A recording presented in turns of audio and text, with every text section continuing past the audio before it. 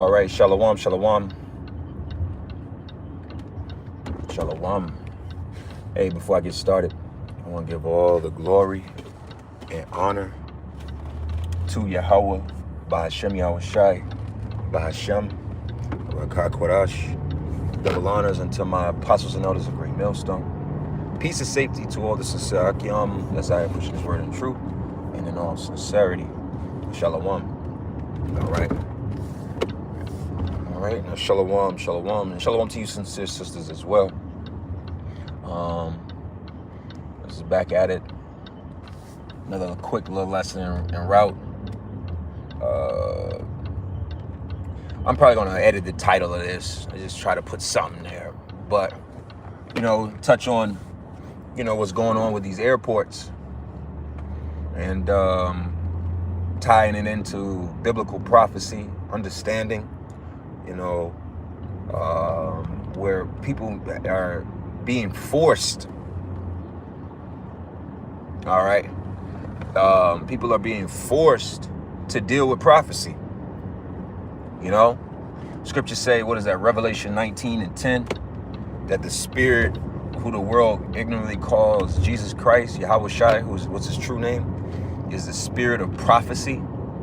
So for you to claim that you are a man after the walking in the spirit of Yahweh Ba'Shem Yahweh Shai, or who the world ignorantly calls Jesus Christ, all right? You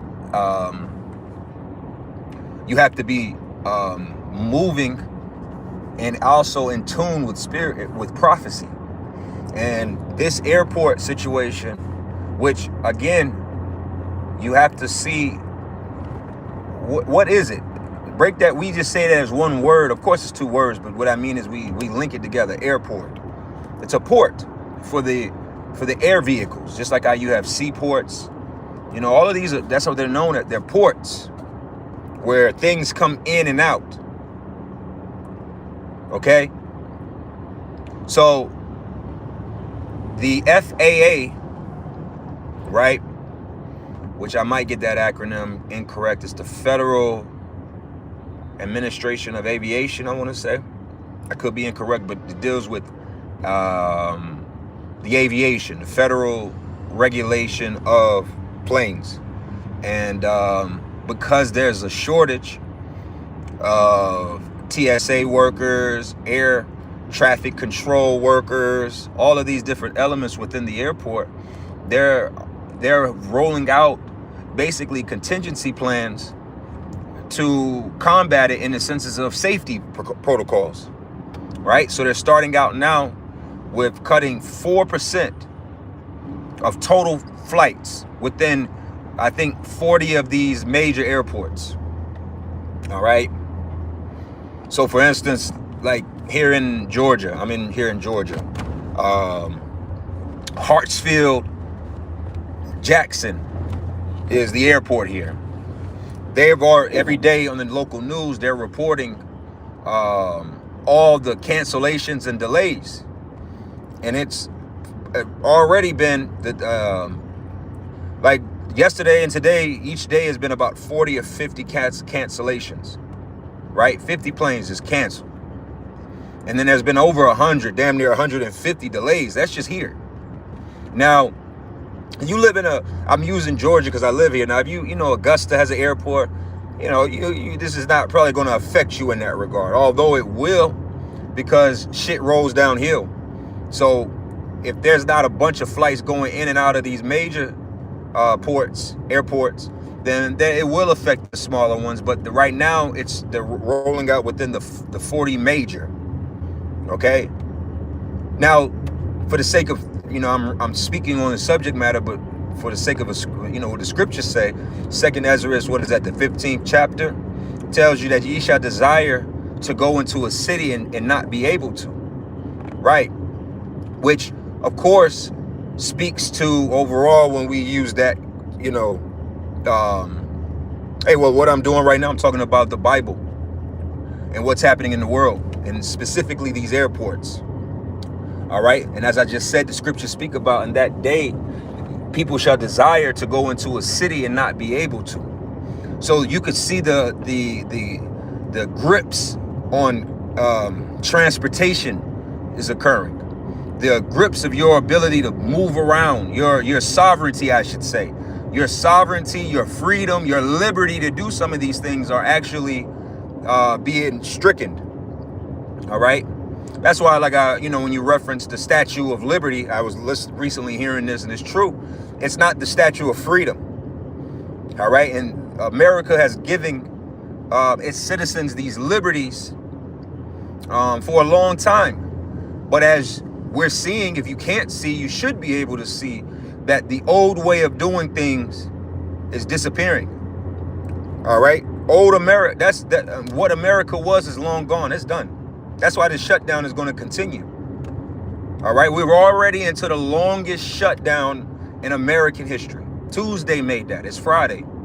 It'll be Tuesday again. Add another 7 on 35. Be at 42. Then it'll be 48 probably. You see, this thing is just moving along, and people are carrying on because people have no other choice. But you can't see the fact of that pressure from above, pressure from below. This is going to slow down things just as much as everything else is slowing down things. But people, of course, they don't want to believe it. They want to, they'll scream fear-mongering and blah, blah, blah, blah, and this, that, and the third. But again, on top of all the other elements that are being affected within this government shutdown, from SNAP benefits recipients, Section 8 recipients, I've been speaking on these different elements because a lot of people will always take the shallow approach. They go for the first shallow thing to point out, see, people eating free. They don't see the effects of this on grocery stores, the effects on this on distribution centers, the effects of this on truckers, all right, et cetera, because everybody just likes to, this is just the first shallow level that they could point out and seem deep, okay? These airports and airplanes carry a lot of supplies. A lot of supplies get carried that you and I and Americans across the board use daily. It's not just the ports. We had that last year. We had that this year, excuse me. Last year was when the ports were protesting, right? They were protesting and saying that they were threatening to walk off the job. That was that union. Then what happened? This year, Trump comes into office. Trump start hitting all these different places with tariffs. Over the summer, there was a war of the terror, or at the beginning of the summer, I should say, springtime, it was the war of tariffs, telling people, are putting taxes, 100% tariffs, all these different matching tariffs on these different countries, to the point where what happened? 34 plus countries, I believe, it's at one point, if not still, if not more, have stopped shipping goods to America. Okay? That's all happened this year. So now you lead into airport, which is another form of commercial product transportation. Planes, trains, and automobiles. Right? Planes, trains, automobiles is the way that commerce is moved. That's this system.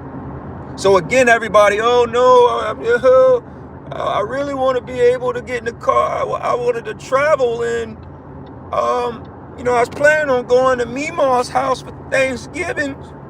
Like that shit is all silly. A lot of you people are going to finding yourselves stuck places. You're going to start finding yourselves stuck in random ass cities and towns, trying to zigzag across this country to get back to wherever the hell you are. Now, I will say, hey, brother, sister, whoever, sincerely, if you have to travel, hey, then may Yahweh B'Hashem Yahushua be with you. This is not every case is different. But if you don't have to travel, you probably shouldn't travel right now. You shouldn't probably put yourself in a position of being stranded somewhere. Okay?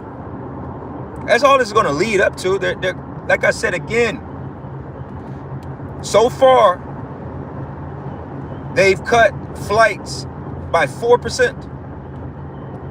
By 4. And people, you see these lines, you see these, hey, shalom, shalom, and you see these lines that they're showing. If you haven't, go look them up yourself. Go online and look. Go on TikTok. Go see these videos of people. Hey, 144, I'll praise you about you now. The airports in Texas and Dallas and Houston, here in Atlanta, the long lines. This is just right now. The rollout is to get it to 10%. They're going to cut 1 out of 10 flights. That's the goal. That's the plan. Like I said, this is not mine. You can look this up yourself. This is where it's going to. Right now, it's at roughly 4%. They're rolling it out. And here's the kicker. For the airlines that don't oblige this request, they're going to start suing. They're going to start fining the airlines $75,000 per flight. See, it's a safety thing. You got hundreds of billions of dollars every day of just airplanes in airports. You got to make sure everything is safe. Anything could happen. A nigga be tired and fucking direct a plane into another plane or some shit.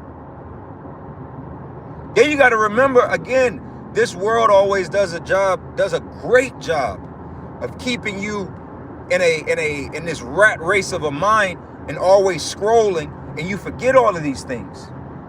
You forget that last year as well, these airports were having a lot of protests and people protesting their job. The pilots were staging walk-offs. TSA, the air traffic, all these different elements. If nothing, again, like I said, I was saying this a few weeks ago in reference to the food stamp right before November 1st came in. I said, hey, unless some miraculous agreement spirit comes over all these politicians and they vote to open back the government, it's only going to get uglier between now and Thanksgiving. See, today's the 7th, right? So what is that? Today's the 7th, Friday. So next Friday will be the 14th. The following Friday will be the 21st. So about 2.5 weeks, because the next Friday after that it'll be the 28th. 3 weeks from now will be the 28th. But I think Thanksgiving falls on the final Thursday. So that's like the 20, what would that be? Friday the 28th. That the 27th, if I'm correct. So a little over 2 weeks we have until Thanksgiving. See, here's the kicker. Those with a level of sense, common sense, those with a little level of thought in their mind, they're observing all of this. Even if they're not in the truth, they're looking at all of this and they're saying, you know what, man, we might want to chill out this fall, this winter time. We're gonna keep it at the house. Yeah, it's like, that's considered being circumspect. But we already know that the majority of these people are idiots. And they're just going to continue to consume, continue to participate in this stupidity. They can't help themselves. They're programmed. Okay? So, when it comes down to it, they're going to continue to do this. You already know these airports. Well, I'm going to go see grandma. Well, I'm going to go see you. I'm going to go see Pawpaw. Right? I don't care until niggas is stuck in the airport for a week. 10%. That's the rollout. If it gets to a point where they feel like they got to increase it more, they will. Imagine 10% of all flights just now being canceled. What's that going to do to the other flights? Again, let's go back to our economics. See, the Bible is very much so an economic book as well.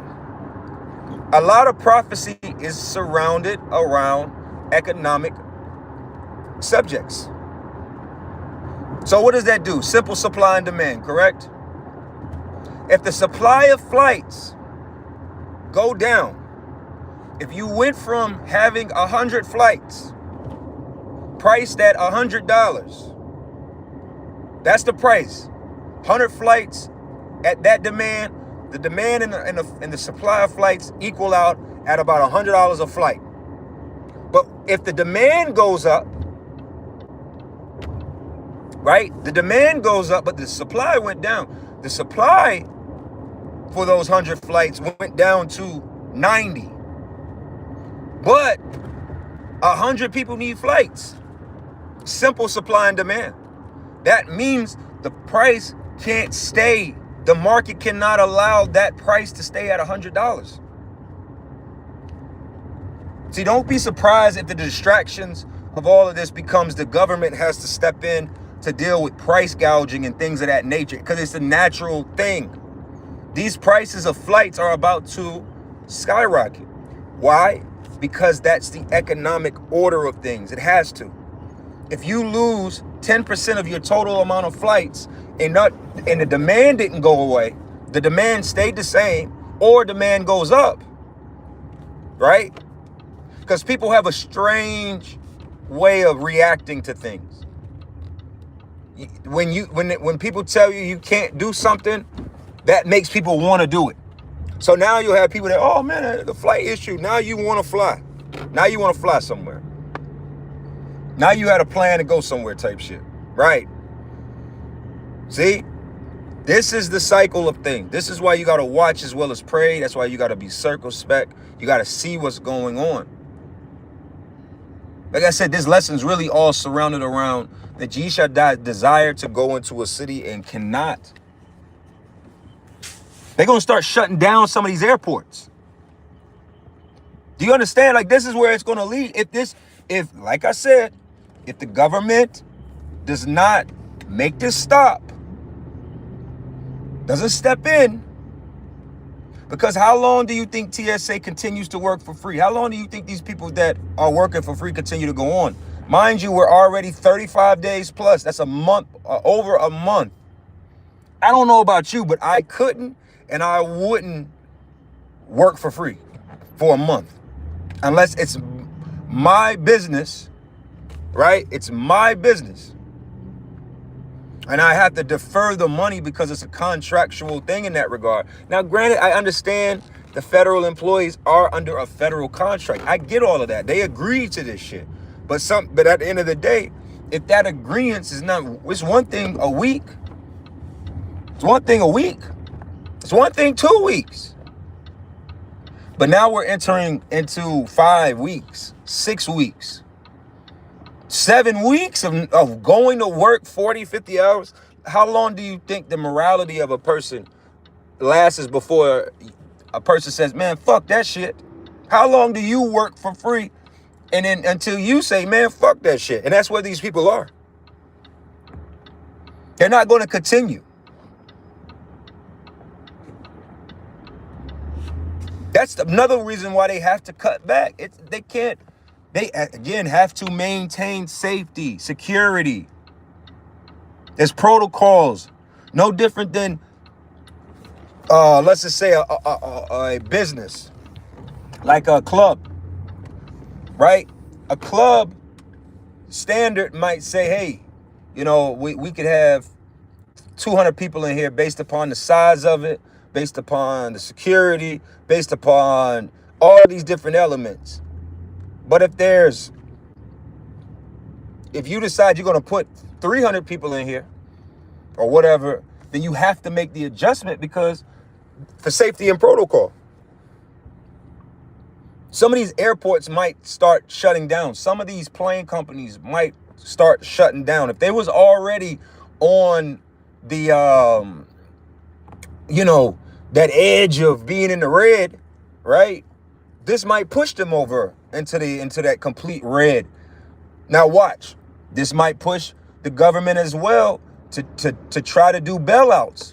But I heard something recently as well, which I thought was very interesting, is because of all the different things that have been written into law financially, economically over the last 15 plus years, give or take. What I'm speaking to is 2006, 7, 8, going into that recession.